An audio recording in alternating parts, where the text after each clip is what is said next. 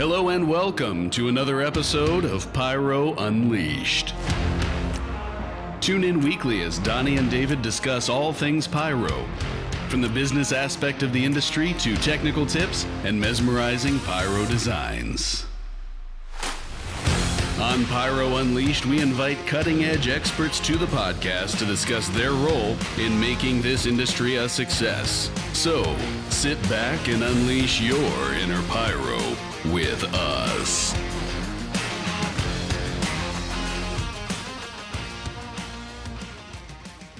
Episode number 3. Is that considered a streak? I think it is considered a streak, yeah. So far, I think we're getting pretty good feedback on episode 1 and 2. I appreciate all the positive feedback. I appreciate everybody telling us about the audio levels and making sure that we're getting all that, because I'm not a professional editor, so I really appreciate all the tips and tricks. So Yeah, just part of the learning process of putting on a podcast for the first time. So yeah, it's definitely been some good feedback. And I want to say thanks again to Ed Vassell for coming on the episode last week and giving us some really good insight. I'll tell you, I actually learned quite a bit, even in last week's episode. Yeah, I mean, Ed has a wealth of knowledge. I mean, been in the business for as long as he has. I mean, we barely probably scratched the surface for what he has as far as knowledge about the business. Yeah, and I think we've talked a little bit, Donnie, on the back end. I think we're potentially wanting to see if he'll come on again this season, or even episode or season 2, to talk more about how this last season went and whatnot. So Yeah, definitely have to have Ed on on a regular basis, hopefully. All right, and then we're going to pop into here a quick word from our sponsor this week, Muxboard. Connect more e-matches in less time with Muxboard. Whether you're using traditional or quick plug e-matches, Muxboard offers an alternative to standard slats on the market. Customize your firing system and work smarter with slats, breakout boards, and conversion kits from muxboard.com. That's MUUXBRD.com to improve your workflow and get the most of your firing system. And as a thank you for supporting Pyro Unleashed and Muxboard, get a free quick split breakout board with your next order before March 31st when you mention Pyro Unleashed when you place your order. So go out to muxboard.com/unleashed for more details. awesome. Yeah. Huge shout out to CJ and Muxboard again for that. Really do appreciate the sponsorship and helping us get the word out about the podcast. It's much appreciated. Yeah, absolutely. And so this week, it looks like it's just you and me this week to chat it up for a little bit. And so what we got on the agenda this week? Yeah, looks like we should talk a little bit about some upcoming what's going on this upcoming season, some training events and safety coming up. Absolutely. So when we look at the upcoming season and stuff, I know from your aspect, you're more involved into kind of what's out there, from your side of the business, what does the supply look like this time of year? Right now, being that Chinese New Year just ended, it's starting to come in. It's everything's starting to roll in. All the containers that left before the Chinese New Year, they're really starting to hit doors. I know we just got actually a container a couple days ago. Quite a few more coming up next week. Yeah, be on the lookout for all of that. We're really excited. I know we've ordered more this season than I think we ever have, and um, lots of good new product coming out. Uh, yeah, really looking forward to it. Now, on some of that new stuff coming out, any updates on any of the new stuff? I know you've mentioned before that some RKM was maybe diving into maybe their own slices and some other kind of custom kind of stuff. Any news or updates on that type of stuff on when it might be here, when it might be available for people to purchase? Unfortunately, not just because people in China are starting to just now get back to work. We're still waiting to hear. I would anticipate some more news, probably in the upcoming, say, 3-4 weeks. Yeah, I think we'll get a bunch of news about where everything's at, and I would anticipate hearing some really good news. I know there was some shortages on some black powder I was hearing. So it was driving the cost up a little bit. But I don't think it's going to be too crazy of an issue for this season. So Awesome, awesome. Sounds good. Yeah. Anything else out there around the market that we've heard that might be coming in new or anything like that, other than just some general kind of stuff, any new products that you know of out there? not that I'm 100% aware of. Obviously, I know quite a few companies are starting to bring in their own versions of Proline, which is really good. I mean, as much as I am really super excited about RKM bringing in the new stuff, I have to say it's going to help drive the market a little bit, make companies produce better quality across the board. So as much as is is I'm not a fan of some of the other companies bringing it in, I think it actually will uh, drive some competitive pricing. I think it'll really help drive better quality, and we're really, I think in the next 2 to 3 years we'll start to see who's going to come out on top and be producing that higher quality, top of the line pro line. Obviously, there's serious names already playing a role. You have Dominator, you have Spirit of 76, Raccoons bringing some of their stuff in. You have Reiku, and then obviously ours. So I see that. Um, yeah, I'm really excited to see where it takes off to. Yeah, and I know obviously over the last, I don't know what, year or so, there's been really kind of an explosion in Proline product. Yeah, all of your usual name brand vendors are now also offering all these different versions of Proline products out there, and so there's definitely a wide variety of Proline brands out there that's available for everybody, and um, definitely some good opportunities out there to kind of explore and see what's in the market as far as Proline goes. Yeah, like I said, I again, I am really really excited to see what comes out, who's going to bring what out, because as much as we have a pretty good grasp on what we think is going to be selling well for this next season, why Spirit of 76 might come in and bring in something completely different. You might have you know company A bringing something else in, and it might be really good. So let's just see. Yeah, I'm kind of excited to see where it's going to take us, and let's hope for the best. Yeah, I know absolutely. Yeah, I know that. Yeah, we're always looking for some new items out there for Proline. So kind of talking about the upcoming season and stuff like that, when should consumers be ordering by? So if I'm looking to buy for my retail service, or maybe I'm looking just to buy wholesale for my own personal shows, like when should I be like securing product, and like when's that cutoff of when I'm like just SOL? I would say the the SOL timeline is really mid June. But I would tell you to start ordering as soon as, I mean, a month ago. Really, the nice thing is, all these companies have product pretty much all year round. So as you see it come in, most of them will allow you to hold it, or you can order it early, pay for it. So I know some companies will hold it until you're ready to pick up a whole order. Otherwise, you can just have it shipped to your door and just let it sit. I mean, it's no different than just sitting in our warehouse or somebody else's warehouse. It's going to be fine as long as you have proper storage, um, making sure all your legalities are fine. I don't see a reason why you shouldn't hold on it. Um, but for stores, I'm already seeing stores purchasing. I'm already going door to door. Now is about the time um, that we're really going out and seeing who wants to purchase fireworks for this next coming upcoming season. Start getting these orders in. Unfortunately, I know we don't really do pre-orders for product if we don't have it in. But some companies do, and that's great. I There are times I really wish we could, because I think it would help excel some sales. But at the same time, I get why you um, can't do the pre-orders. No, yeah, absolutely. Yeah. I mean, obviously, not everybody has, like a space to store a bunch of fireworks. So it's always good to know that you can place your orders. The vendors will hold on to your order for you and maybe ship it out at a later date, so you get them, and you don't have to worry about maybe storing a pallet of fireworks, somewhere we don't have enough space for it. Most definitely, yeah. And again, that's huge safety concern. If you can't do it, don't push yourself to do it.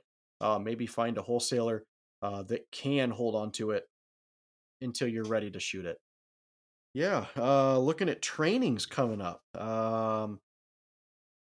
some dates. I know we have, man, I want to say there's probably 10 or so classes we have coming up. You want to go ahead and kind of list those out, the dates, the name of the company, and where they're going to be held? Yeah, this is definitely, your peak season for getting your training courses, so your PGI training classes to build. A lot of vendors will ask for this training for your to build a purchase pro line. And also this is training that you need as well if you're going to go for a display operators course or something like that. So compiled a few here together. A lot of this list I know came from within KCAP. We have a calendar where we kind of gather all this kind of stuff. I know you had some stuff on here. Yeah. So kind of throughout, if you're throughout the Midwest, we have a lot of dates for you. So we can kind of go through some. And then over there, we got Aerial FX in St. Joe, Missouri. They got March 9th. Looks like we got White Night Fireworks in Danville, Pennsylvania, coming up on March 30th. We got Premier Pyrotechnics in Richland, Missouri, for on April 6th. So I got AM Pyro and Ace Pyro. So AM Pyro in Buffalo, Missouri, on April 20th, and Ace Pyro in Saline, Michigan, on April 20th. We got Spirit of 76 in Columbia, Missouri, on April 27th. Also that night is their Mo Pyro versus KCAP competition. Looking forward So to those definitely worth videos. your time. Definitely worth your time to come out to that demo. Unfortunately, it looks like David will be busy with the RKM training at the same time there on April 27th, Yeah, we will. at Goshen, Indiana. Also got American Wholesale in Hudson, Ohio, on April 27th. Also on the 27th, we've got Wisconsin Pyro Arts Guild, in Burnhamwood, Wisconsin, as well, on the 27th. Seems like a popular And then we date. also got what? I said, it seems like a popular date. It is. It is. We had a 4 in the row there on that one. And then we kind of round out our list here. Got Rainbow Fireworks in Inman, Kansas, on May 4th. Again, there are lots and lots of these out there across the country this time of year. These are just the ones that we were able to kind of compile fairly quickly. Yeah, they're really good if you want to shoot professional displays, um, as well as purchasing pro line. Again, I know in last week's conversation with Ed, sounds like we're. I don't necessarily think we're going to be seeing a new class. I think it's going to be an add-on to the current class, which is. I've got some positive and feedback. I'm assuming you've probably heard some positive feedback and negative feedback on that as well. But I mean, you're out there shooting a 3-inch shell, so you're learning the safety. You're respecting the pyro. The pyro um, should respect you if you're respecting the pyro. You're going to start learning how to properly connect compound cakes, how to use them, using single shots and slices. I think that's all really pertinent information that is not taught, and it really does need to be, because more people are using that than I even feel than display fireworks at this point in time. No, yeah, absolutely. Yeah, yeah. The pro line. Yeah, I know that usually, the class. A lot of the PGI course class basically covers mostly just your 1-3 for the most part and how to handle 1-3. And I know that we want to see that expand more into some of the pro line stuff. And so when you do take these courses, a lot of them will have a hands-on portion at the end where you'll be able to go out and hand light some products and stuff like that. So don't be that person who's waiting around until May and June and be like, hey, where's the next class? Because by that time, the classes are pretty much over at that point because everybody's ramping up for the season. So if you're wanting to get into one of the training courses, this is the time to start to sign up for those and get ready for those because this is when they all are packed up and lined up and ready for people to join in. Yeah, 100%. What do what can somebody expect going to a training class? What are some things that are going to happen? Obviously, I know I mentioned, hand lighting a 3-inch shell. That's a really big part of it. Also, I know obviously at the end there's the test. What else are some things that people can expect? Yeah, I know that a lot of these courses are kind of taught a little bit. I mean, some of them are taught a little bit differently than others. It really depends on your instructor. For the most part, it is basically a very much of a book course.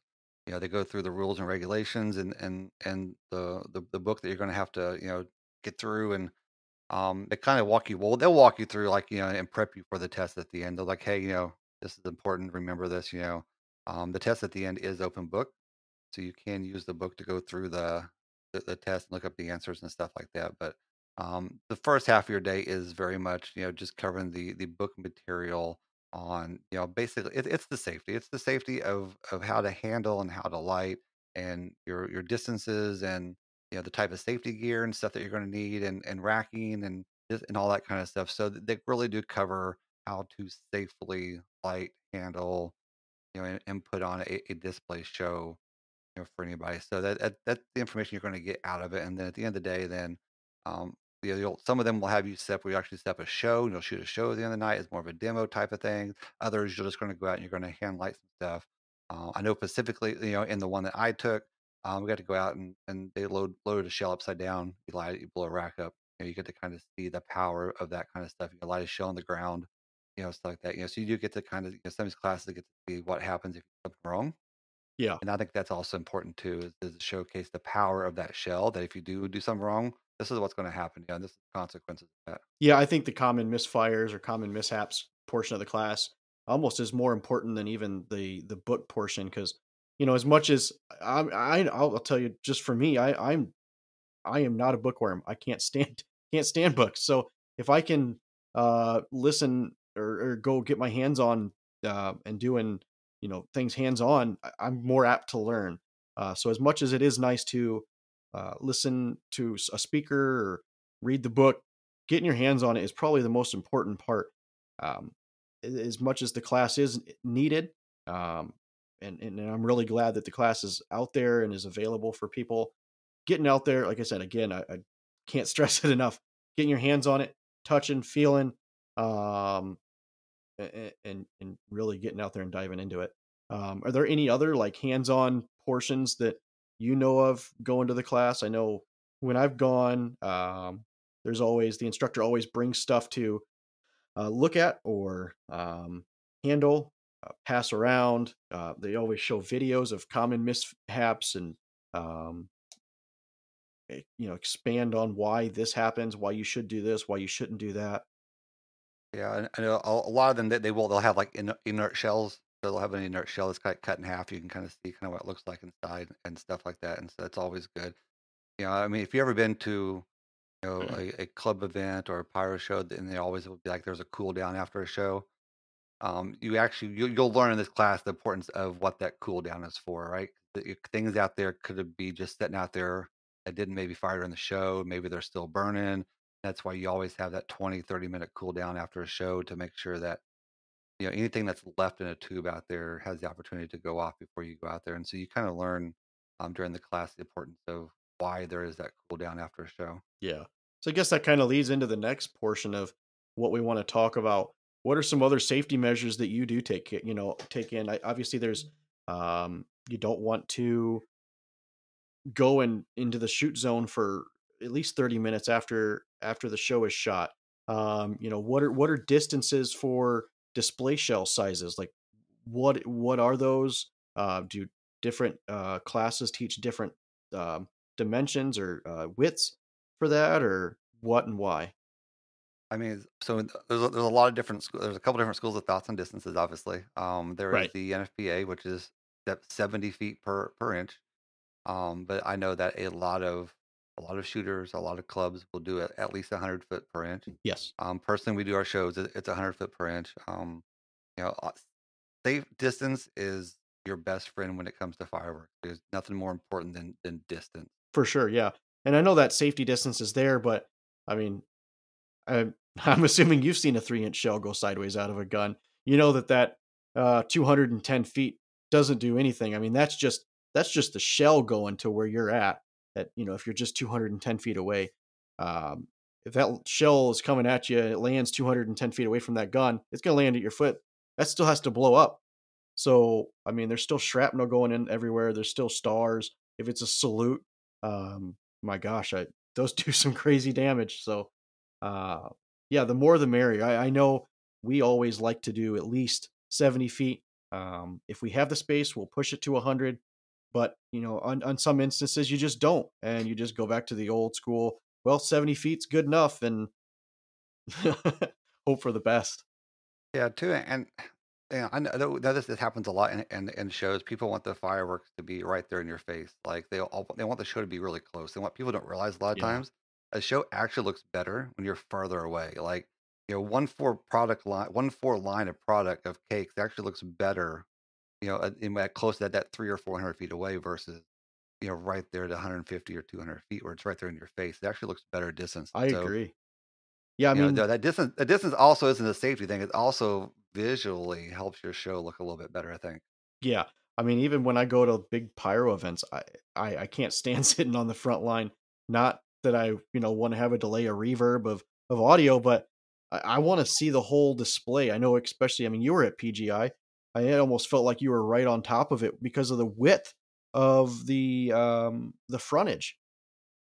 Yeah, no, yeah, it's like that a lot. I mean, and we have I know we have club events where where sometimes we're short on space, so you're a little bit closer to the front, and you're straining there, you're looking way up high to see the big shells, but then if you have the space, having that extra distance always makes your show look a little bit better, and then it gives you that larger fallout radius, larger protection from your audience. Yeah, most definitely. Um, what's the pros of e-firing versus hand firing? I mean, obviously, I think safety. I think is the big thing. Obviously, e-firing, you can fire your show from a safe distance. You can also e-firing. You can watch your show. That was the big thing for me when I was first getting into e-firing and stuff. Is I wanted to be able to sit back with my family, my friends, and watch the show and not be in the middle of the show. And so um, but there are still a lot of 1-3 crews out there that love doing the hand lighting, and that's still a cool and a fun way to do a show out there is just being in the middle of it, hand lighting, feeling the fireworks going off and clearing the guns, and and that excitement, that joy. But firing really brings that into that safety factor of you're safely away from if a shell blows up in a gun, you're not standing there right there next to it when it goes off. Yeah. I know that's how I got into fireworks is hand firing. Um, it's a great time. I love doing it. But I'm really glad for e-firing. It's such a safer um alternative to hand firing. I mean, even being a lead, I get to watch my show that I've, taken the time and diligence to script out or prepare. So it does help. It's awesome. I mean, it also gives you the ability to do the shows that we do. I mean, you can't do a pyromusical hand lighting show. Right, exactly. Yeah. So say we're gonna hand fire a show. What are some safety gear that you should have for hand firing versus e-firing? I mean, obviously, if you're hand firing, a lot of people wear the fire gear, your fire retardant gear, wearing safety, wearing helmets. Um, you obviously need a fusee on what you're going to use to light everything with. You'll see people out there with torches lighting stuff as well, but I think the more safety method obviously is your pole with your fusee on the end of it going around and lighting your shells one by one. So that brings up another question. So I know a lot of crews. I know me in particular. I'm not a big fan of having a handle on my fusee. I don't like the distance of having to pull the fuse and then hit that shell. Being an extra foot away from it. I mean, what are your thoughts on that? Because I know there are crews that absolutely love it. And I'm not. My way is not the right way. I don't think their way is the right way. I think it's really, in my opinion, it's whatever you feel comfortable with. Yeah, I think it's obviously it's whatever you feel you can be safe with. I mean, I mean if you're doing it up and close, you always got to make sure your head's back and away from the tube, and Yeah. you're not like standing over it when you that. So the distance of that extra pole, the extra distance, keeps you away from the tube a little bit more, keeps you out of the view of the gun. That's definitely the benefit I think from having be on a pole. Yeah, yeah. Yeah. What about racking? How do you guys do your racking? Do you guys screw your racks together? I know, going back a long ways, we used to, well, still do strapping, but I prefer end boards. What are some different ways you've seen for doing racking that are good? I know I've seen some that are, I wouldn't call them very safe. But I mean, they work. I know display companies use, again, I'm not bashing anybody for doing it. But I know some companies will use C clamps to hold their racks together. It's just not a way I would do it. And if you feel comfortable doing it, I get that. But I just see it as, if you're hand firing for one, it's a it's a hazard really outside of the rack of fireworks. Two, I know I've personally gone up to one and kicked it and asked, like, disconnected it from. So again, I'm not. It sounds like I'm bashing it. I don't mean to. That's just one thing I've seen. So what are some ways you guys have racked your fireworks? Yeah, I know for all of our club shoots and as you said there on Sky Wars, we had inboards on everything. So we basically you just build up your pods of shells, you inboard them, you're putting at least 3 screws into the end of each rack into your inboards. We do have some club members who do shows and they do strapping and Yeah, it works. It's fine. You strap at the top, strap at the bottom, as long as everything's tight and secure. And we actually had a shell Kato at a show last year of a wrap that was strapped together, and it was actually it held the entire pod together. I mean, it blew out the complete side of a couple of tubes, and the entire rack was still together, even with the straps on it. So it had no impact on the structural ability to hold the pod together with a Kato. And so and yeah, you do see the Nilla racks out there, and I usually steer away from those. I mean, they just don't. I mean, they've been used for a very long time, so they're proven, they're safe, they work. But um, just my personal preference, I wouldn't use those type of racks. yeah. I'm sure you probably even seen when we were at Sky Wars. For threes and fours, I'll do a rack, or I'm sorry, an end board on both the bottom sides. For fives, I'll do one end board on one side, and actually I'll do two on the other. And then on sixes, I'll do two end boards on either side. I just feel like it's a better, it's just sturdier. Um, Yeah, yeah. And for us, we do a lot of just like pieces of plywood. okay. So for the bigger racks, we would use like half sheets of plywood, cut them down so they're 2 foot tall. Yeah. And then you just spread them across the whole entire pod. Some people use 2x4s or 1 bys or different things like that. I know like in the consumer world, a lot of times you'll use rebar. Rebar, yeah, a People will lot. build their rack of 10. They'll put some eye bolts in the end of it. Drive the rebar down the sides and prop it up like that as well. So I do that a lot with 1-4 racks. Okay. Is I'll rebar them at the end if I just have like one rack together. I don't need a pod. Yeah, I'll just use some rebar. If eye holes on the side of them to hold it up. Yeah. And I guess single shots, non-breaking effects. How do you mount all those for like say frontage? Single shot comets, meteors, mines. We use the metal racks. So I mean, the name brand out there is Craigco. Yeah. Um, in our club, we have our own branding of those racks that we've built our club that we use. Um, those work really really good because you got all those angles. You can use some balls and stuff in there, some pool noodles. Very very different methods to secure your shot inside the metal tubes. So what you're saying is save Um, the fat kid, use balls. yeah, absolutely, yeah, absolutely, yeah, yeah. So yeah, so I mean, yeah, so that we use those a lot for your single shots. Now you can also rebar single shots. So if you just got just a single one or two single shots somewhere and you don't want to pull out a whole entire rack, stuff a piece of rebar on the ground, zip tie your single shot to it, or and you're usually pretty good to go with that. So So you prefer zip um, ties over duct tape? I hate zip ties. I I despise zip ties. I do too. Yeah, I absolutely hate them. Because there is the pyro system out there, which 76 is kind of started. I think it was the pyro with all the little plastic little clips that slide on there, and you got to zip tie all of your single shots to those things, and that's what we used for our 360 at Sky Wars. And hmm I was so over zip ties that after all that, I'm like, yeah, I don't use zip ties. That's why I use the other racks because I can just pool noodle them in there. I value my fingers way too much to use zip ties.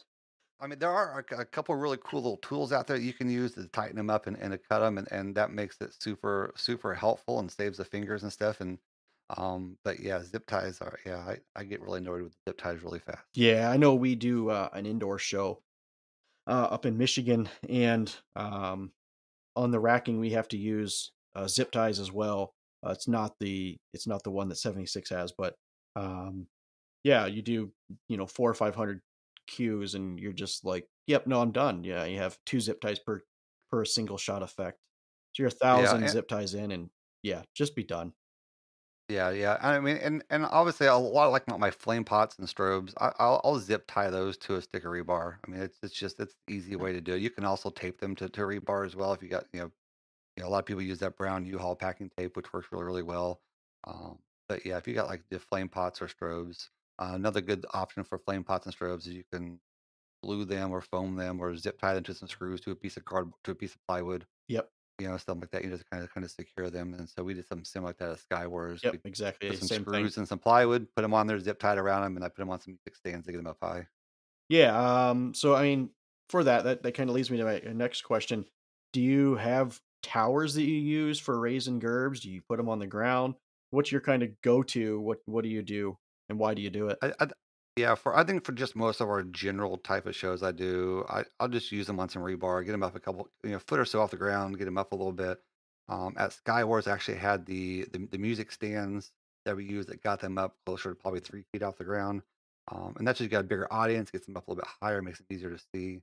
But if you're just doing a smaller kind of show, just stick them on a piece of rebar and be good with it. 'Cause it's easy, it's simple, you know.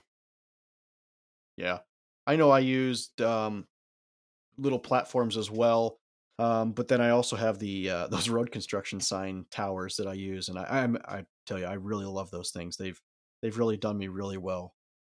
Yeah, absolutely. Yeah, yeah, and also at Skywars too. One of the cool effects I did with I had the gerbs. I actually put them up on the top of the lifts, and so I made the full circle with them, and that actually turned out really well. It did, yeah. I was it's funny. I was kind of binge watching some some stuff from another country, and Ricardo was doing that. Um, he had fountains on his three towers in the sky, and I was like, that is it's just amazing. You don't have to just put single shot you know, comets, meteors, mines up there. You can do fountains.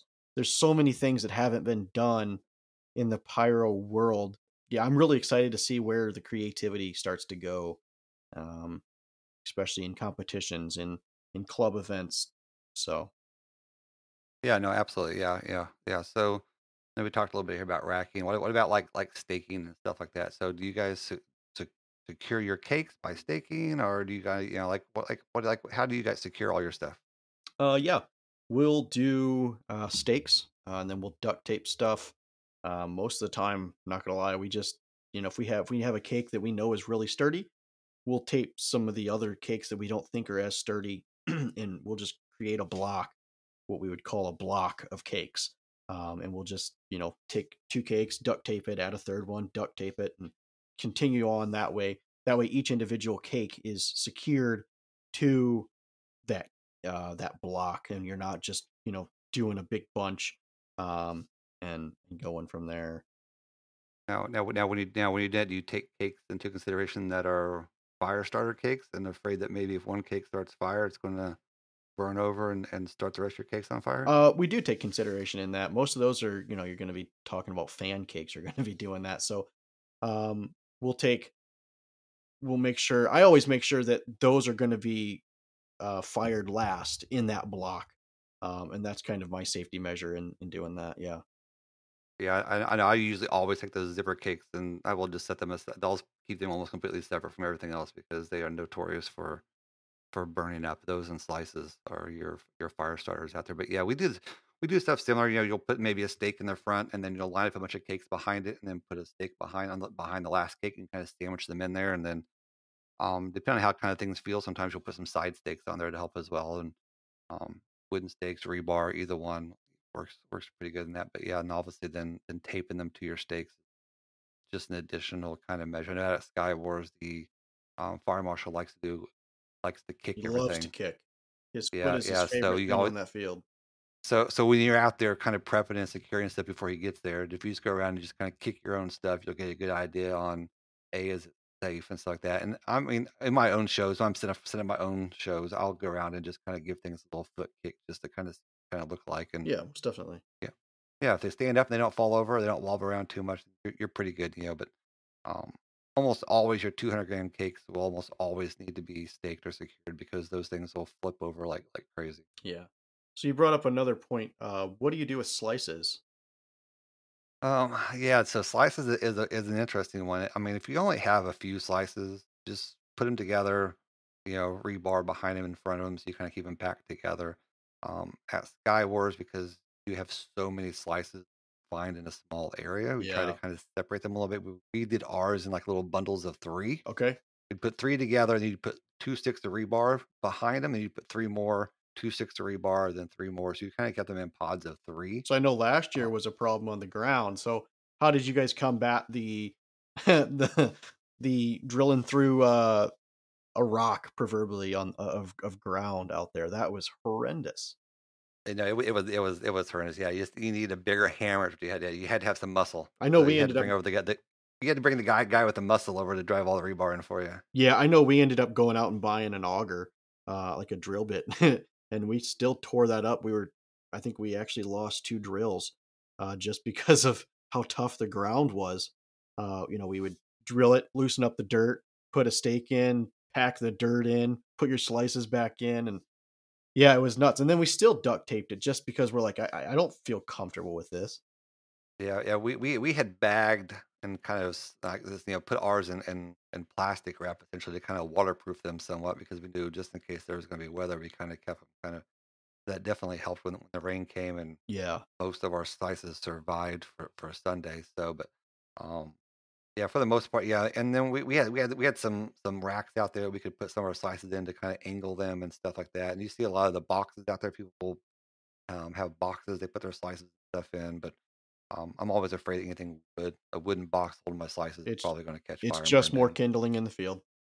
Yeah, Yep, I absolutely. agree. Yeah. Yeah, and I know, maybe I haven't asked you, what are your thoughts on those angle racks that I use for the slices? Have you seen No, yeah, anything like yeah. that before?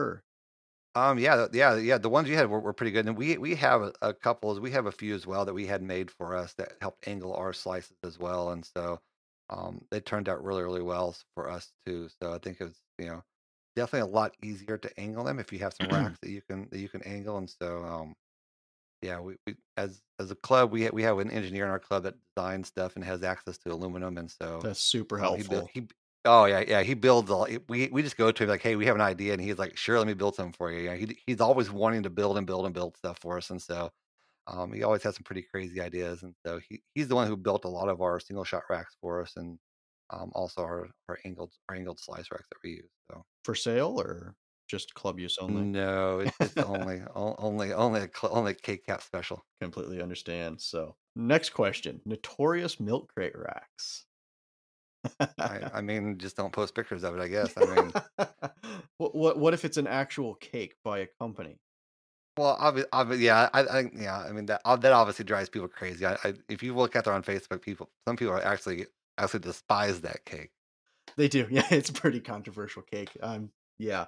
It, I it, I mean, yeah. I mean, for safety wise, obviously, milk crate racks are not the best idea. I mean, for as far as safety, I mean, like I said, obviously distance is if that is your only option and you're going to do it regardless of what people say, make sure you have the distance. Give yourself lots and lots of distance because it's just a matter of time before it blows up. I mean, it's not if it's when it's going to blow up. it's most definitely when it's going to blow up. Yeah. And then something else that's controversial on a lot of social media. What are your thoughts on spacers in 1-3 racks or 1-4 racks? Yeah, I obviously on your bigger 1-3 shells, you have to have spacers in them. It's what, half the diameter or something like that has to be your space in them.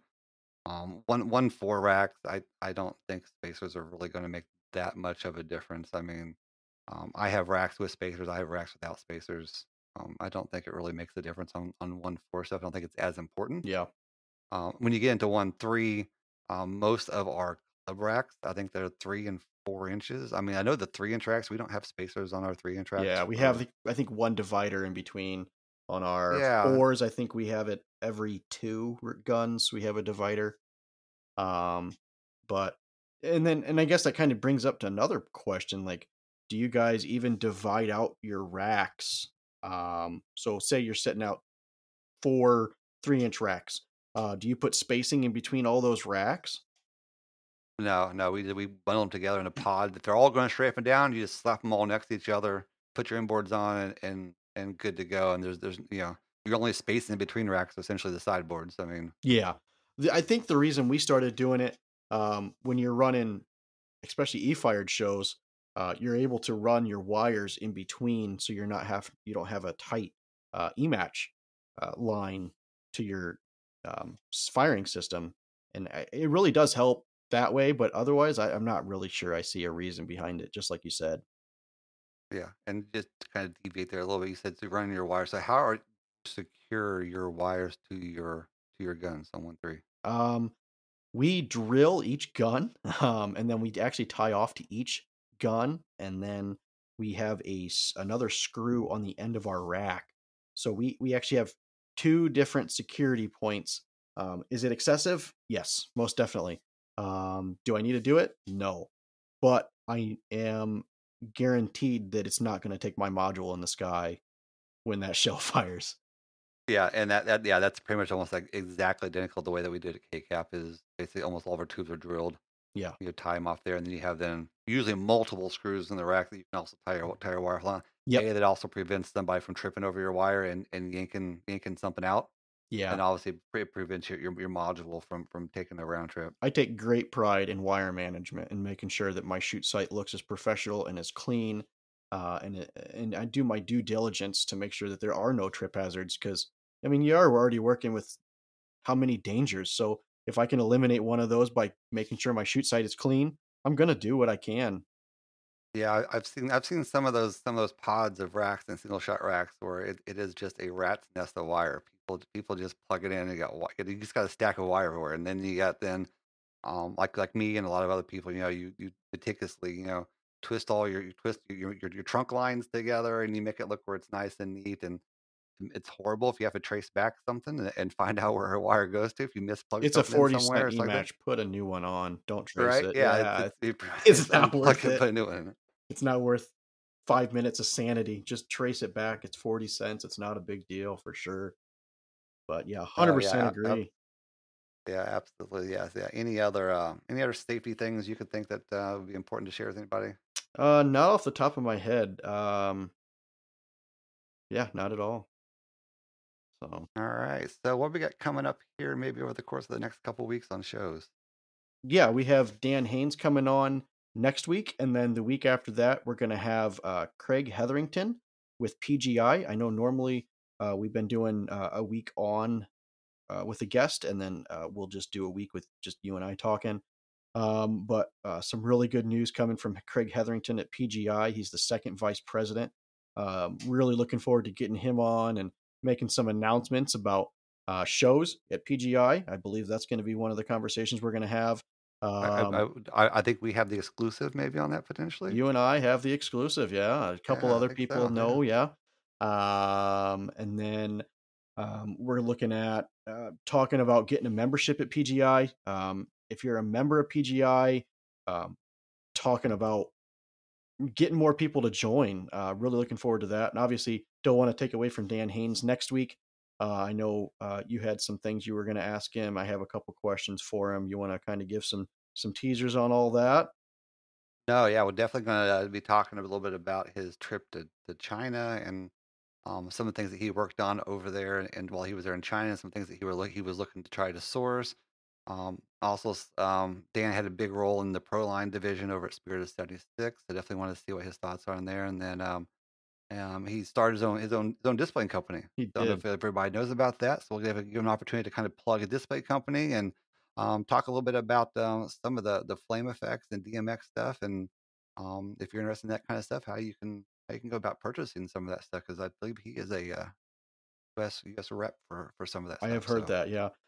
If you guys have questions for Dan for next week, feel free to email us the questions at pyrounleashedpodcast@gmail.com.